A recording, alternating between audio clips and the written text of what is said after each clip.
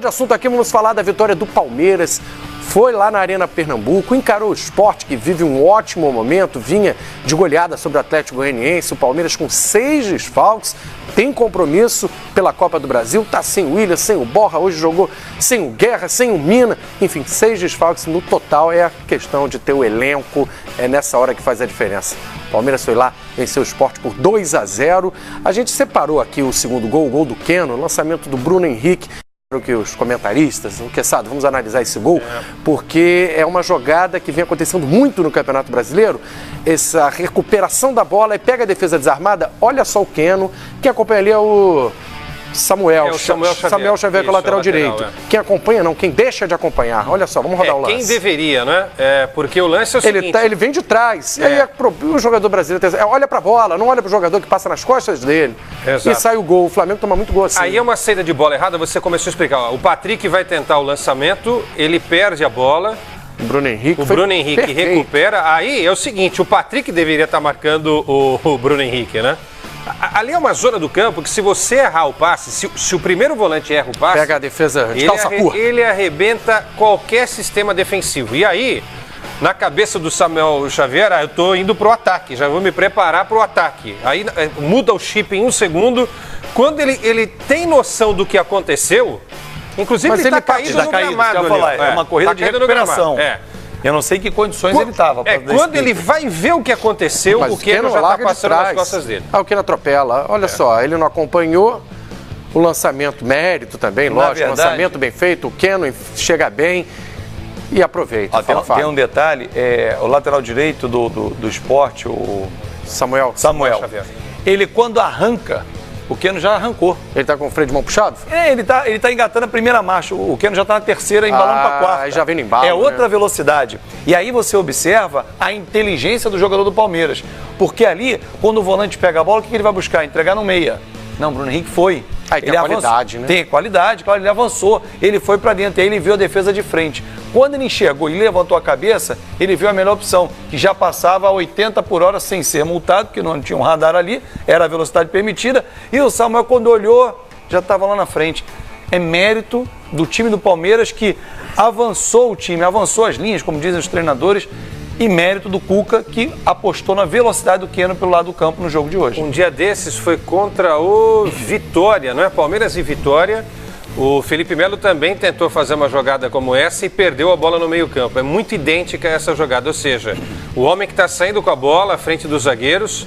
Saiu no primeiro gol do Vitória. Primeiro gol do Vitória, lembra? O Willian Correia. Perdeu essa bola, amigo, dificilmente você consegue recuperar. E tem o detalhe da queda do Samuel Xavier. Nem sei também se ele não tivesse caído, se ele teria tempo de observar o que estava acontecendo. E aí, quando ele pescou, o Keno já estava praticamente dentro do gol da equipe do Sport. Eu confesso que eu esperava mais do Sport. Nos últimos jogos o time foi bem, com o Vanderlei Luxemburgo no comando, Diego Souza, André, o time encaixadinho, jogou em casa, a torcida lotou a Arena Pernambuco. Mas não é a Ilha do Retiro.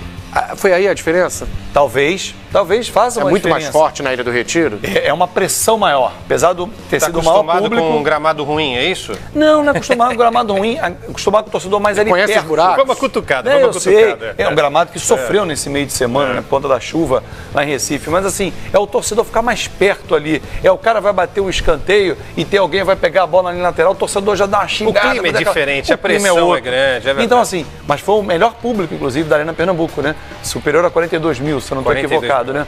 Então, assim, um ótimo público, né? 42 mil torcedores. Agora, o Sport enfrentou o Palmeiras, gente. O Sport não pegou quem está na zona de rebaixamento, quem está lá. Pegou o Palmeiras, que está crescendo de novo no campeonato. Com pouco tempo para trabalhar, o Cuca vai organizando a casa, vai com 6 desfalques. Que time consegue sobreviver a 6 desfalques e vencer o Sport que está no G6? É você olhar assim, peraí, esse jogo foi diferente. Você pega um Palmeiras que vem de uma vitória em casa, a goleada contra o Vitória, está na zona de rebaixamento, ok. Aí ele vem no Rio, leva o empate, jogando bem e sofrendo o empate, porque ele virou o jogo. E ele vai a Recife pegar um time do G6 e vence com autoridade. Peraí, esse Palmeiras começa a ficar diferente.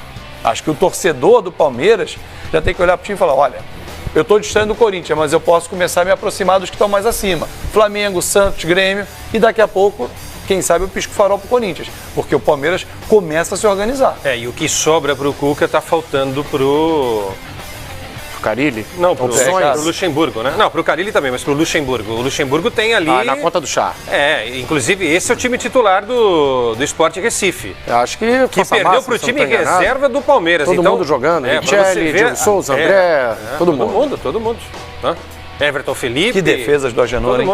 Só o Magrão, né? Só o Magrão não jogou hoje. Mas olha a defesa do Agenor. Mas o goleiro não teve culpa nenhuma em nenhum dos lances, na minha visão, hein? Olha, o Palmeiras tem um compromisso difícil contra o Cruzeiro no meio da semana pela Copa do Brasil, 3-3. Vocês lembram daquele jogo, o primeiro em São Paulo, né? Perdendo por 3, teve um intervalo de quase um mês. E aí o Bruno Henrique foi muito bem hoje, não está inscrito, chegou depois, não está inscrito na Copa do Brasil, mas acho que a maioria volta, né? Desses titulares aí. O Borja sim, o William não, o William tá fora. Foi contusão séria, fica fora. Desfalque seríssimo. O Daverson também não pode jogar. Também chegou depois. Esse é um problema de quem trouxe na janela de transferência alguns jogadores. Palmeiras teve isso, o Vasco sofre isso, né? O Vasco não está na Copa do Brasil, mas, por exemplo, o Flamengo sofre isso. Porque o torcedor do Flamengo, o Diego Alves estreia quarto contra o Santos. Não estreia. Everton Ribeiro não joga, o Giovani. A mesma coisa com o Palmeiras. Jogadores que chegaram nessa janela, como o Bruno Henrique e o Davis, não estão inscritos, não podem, porque a inscrição acabou em abril. É uma inscrição que acaba antes da janela abrir. Então, torcedor, se o seu time trouxe na janela, o que eu acho errado também. Claro. A janela não pode ser posterior, quase 2 meses, e a inscrição fechar antes. Eu acho que você tinha que ter uma inscrição fase a fase. Não, se não inscreveu até 24 de abril, se eu não estou equivocado, você não inscreve mais até o final. Eu acho que aí você perde a qualidade.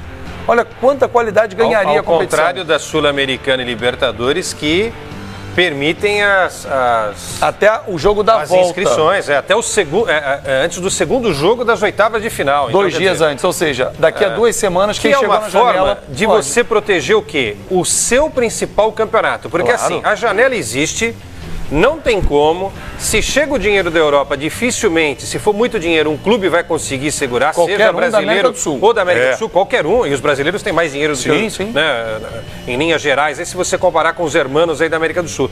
Então, por que não permitir que as estrelas joguem na outra fase da Copa do Brasil? Tudo bem, não pode inscrever 10 jogadores, acho muito também. Possibilita 2 trocas? 3 ou 4, né? Eu acho que aí você incentiva e deixa a competição muito mais atraente e o clube está gastando um dinheirão. Olha só, o Flamengo, o dinheiro que o Flamengo está gastando com todas essas novas aquisições, o Palmeiras também, e não pode usar esses caras.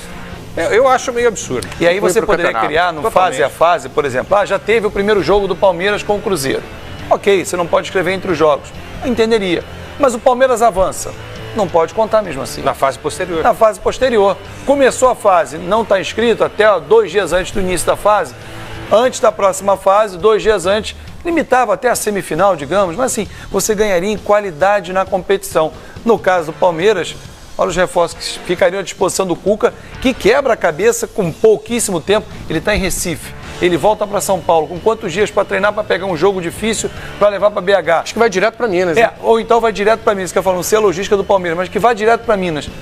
Tem que tirar uma vantagem que é a do Cruzeiro. O Cruzeiro começa o jogo classificado. Foi 3-3 na casa do Palmeiras. 0-0 é Cruzeiro, 1-1 é Cruzeiro, 2-2 também, 3-3 vai para pênalti. Claro, quem vencer leva a vaga. Então a vantagem ela é maior para o Cruzeiro. Ele já tem que inverter essa vantagem.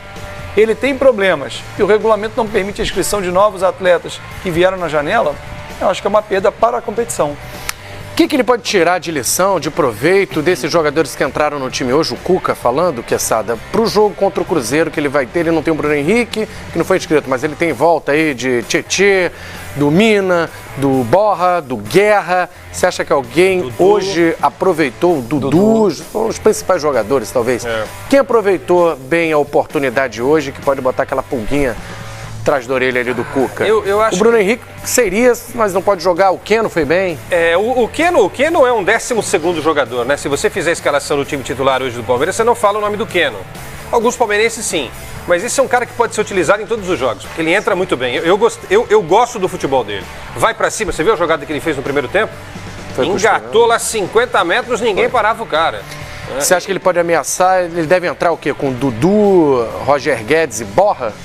Na quarta-feira, esse trio de ataque? Sim. Aí o Keno não tem a brecha para o Keno, não? E aí no meio-campo, o Guerra vai poder jogar na quarta-feira. Você tem o Guerra e o Zé Roberto ali para armarem a equipe, né? E aí os dois volantes, você não tem o Bruno. Felipe Melo?